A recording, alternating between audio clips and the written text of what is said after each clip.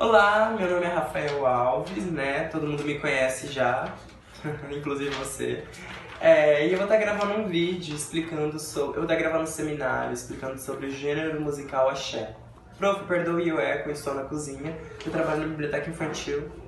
Tem muita criança, muita zoada, muito carro de som passando na rua que eu acho que deveria ser proibido aqui. Eu sei que trabalhando em grupo, ninguém quis fazer trabalho comigo. Cá estamos. Tô com minhas colinhas aqui. Em algum momento ou outro eu vou pegar e olhar assim, vou ler o que tá escrito aqui descaradamente, porque eu fiz um resumo. Eu cacei de onde surgiu o axé mais recentemente e eu não me contentei com o que eu tinha visto, então eu fui um pouquinho mais no fundo. E eu cheguei assim, na seguinte situação que eu me encontrei. Eu vou começar a trazer você da escravidão, porque o axé, assim como é parte da cultura africana, especialmente dos Yorubás e dos Nagôs. São povos da costa africana que foram trazidos, né, contra sua vontade para serem escravos aqui no Brasil. E junto com seus corpos trouxeram também a sua cultura anterior, né? E parte da sua cultura, como a religião, a adoração pelos orixás, costumes, corte de cabelo, era a sua produção musical. O forró, a lambada, a salsa e o rock são coisas que têm origem. Então o que aconteceu foi que quando eles foram trazidos para serem escravos no Brasil, eles se viram forçados a juntar, não é bem forçados, mas como parte do racismo biológico existente na época, corpos pretos, assim como suas produções culturais, eram considerados inadequados e inferiores. Então as pessoas pretas que queriam continuar, né, com a sua cultura, tiveram que juntar com outras partes. Uma coisa que foi um tanto natural, porque eles embaralharam todo mundo, colocaram todo mundo na mesma sacola, pegaram povos do sul da África, do norte, do centro e botaram tudo num lugar só, e como resultado ocorreu uma miscigenação. O axé, por exemplo, é uma mistura do frevo, lambada, salsa e do rock. Ele começou muito antigamente. O primeiro frevo do axé ocorreu em 1897, do cuple Pandegos da África, primeiro afoxé baiano. E depois disso só começou a se popularizar. Mas antes de se tornar um gênero musical muito requisitado no Brasil, que ocorreu nos anos de 1980 e 1890, o axé era considerado cultura de massas, então era destinado a pessoas pobres, pessoas de classe baixa e pessoas pretas especificamente. Só que foi com Luiz de Caldas, com a sua música Fricote, que o axé conseguiu ingressar no sucesso nacional, que era antigamente o monopólio de duas músicas, do sertanejo romântico e do forró romântico.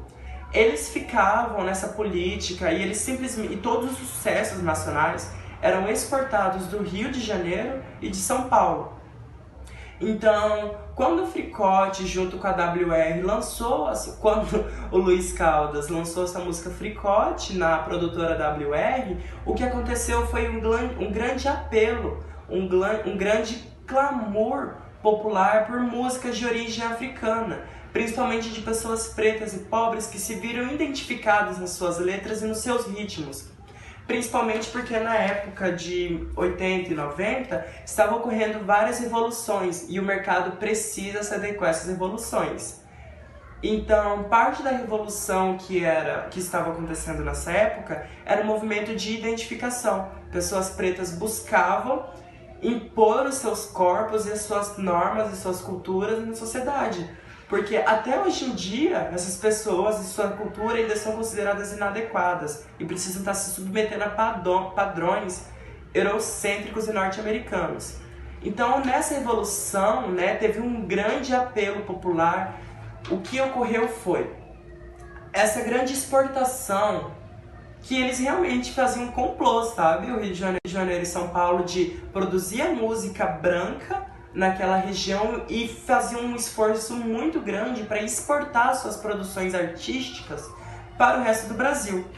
Mas a WR foi a primeira produtora que teve a coragem e a capacidade e também os interesses, claro, porque como parte de mudanças sociais, eles tiveram de se adequar às novas normas de produzir uma música do gênero axé. Então, o Luiz Caldas produziu Fricote, abriu o mercado internacional, abriu o mercado nacional para essas músicas, e como resultado disso, grandes produtoras começaram a criar novos centros de música, né, para atrair novas pessoas, porque como achar a música africana e as pessoas pretas e com a sua cultura se encontram mais concentradas na região nordestina, como Salvador, que foi o lugar de origem dessa música, né, de Luiz Caldas mesmo. Essas produtoras criaram um polo lá e com isso novas pessoas foram indo lá e criaram suas músicas, como Sarangene, Abre a Roda, uma música famosa dele, o Jerônimo, Eu Sou Negão, e a banda Reflexo, Madagascar. Essa música, inclusive, Madagascar, ganhou 5 discos de ouro e 2 discos de platina. E essas músicas, como parte de um processo de identificação social, de aceitação da sua raça e da sua raça não, da sua etnia e da sua cultura, denunciam violências sofridas pelo povo preto, exclusões e coisas e abandono estatal, porque o Estado estava pouco preocupado com as pessoas pretas, principalmente na década de 80, 87, que a música Madagascar foi gravada. O Brasil passava por uma grande crise, muitas pessoas passavam fome. Então a banda Madagascar, a banda Reflexos, com sua música Madagascar, denunciou os abusos sofridos pelas pessoas pretas. Eu vou recitar aqui um trecho da sua letra. Não apartai não, não apartai não, não apartai as flores da primavera. Quero ver florir a liberdade, a flor mais bela. No jardim de ébano, florescer lírios e mandela. Não apartheid, não apartheid, apartheid não. Não no Brasil, não na África, não. Na Bahia ou Jamaica. No apartheid não, no apartheid, no. Ou no apartheid no.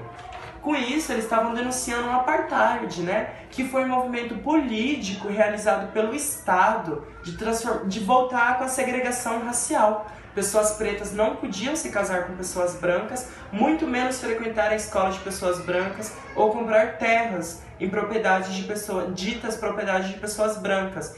E ocorreu uma guerra civil muito violenta que deixou milhares de pessoas mortas. Milhares de pessoas foram mortas no apartheid, sem contar a segregação que isso resultou. Colocaram pessoas pretas nas regiões periféricas, longe dos serviços públicos, como assistência médica e estudantil. Então, isso gerou uma comoção muito grande no mundo inteiro, porque ideias racistas estavam voltando à voga, depois de muito tempo e muita luta do povo preto para se provar e mostrar que eles eram capazes e merecedores de respeito.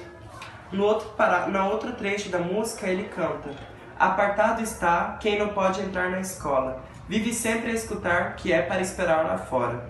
Faz tempo que a gente espera e nunca chega a hora. Apartado está ela, mas tudo que há é dor, fome e miséria. Mas tudo que há é dor, fome e miséria.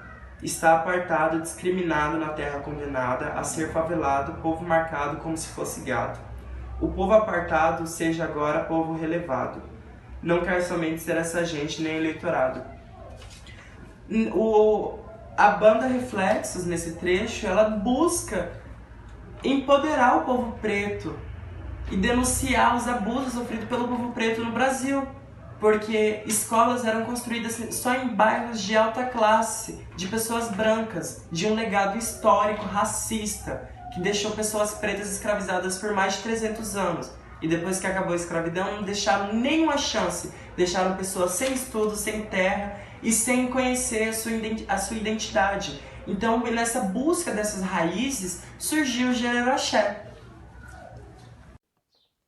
Olá, sou Wellington Divino e vou falar um pouco sobre as vestes do axé. Uma origem secular que está diretamente ligada ao Carnaval de Salvador e à alegria dessa, que é uma das mais populares manifestações festivas do Brasil.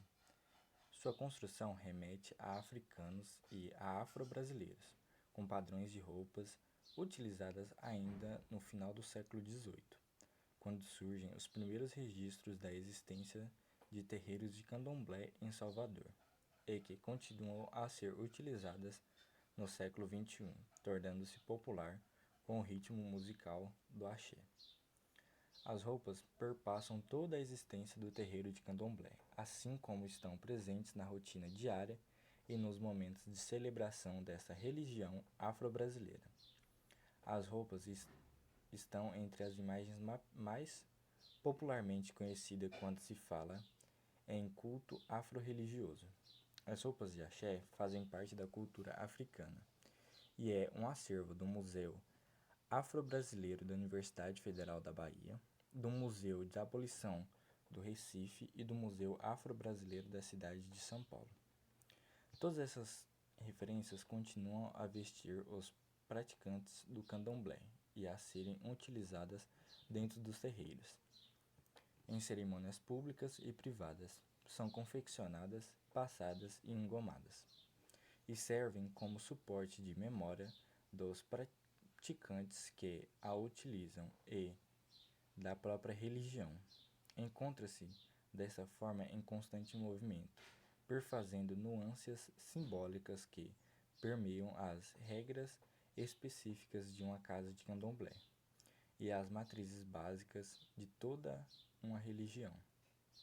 Uma curiosidade é que o movimento mais popular e que eu tenho muita recordação é de ver o Olodum, pois ele sempre aparece entre os intervalos de jogos da Copa do Mundo.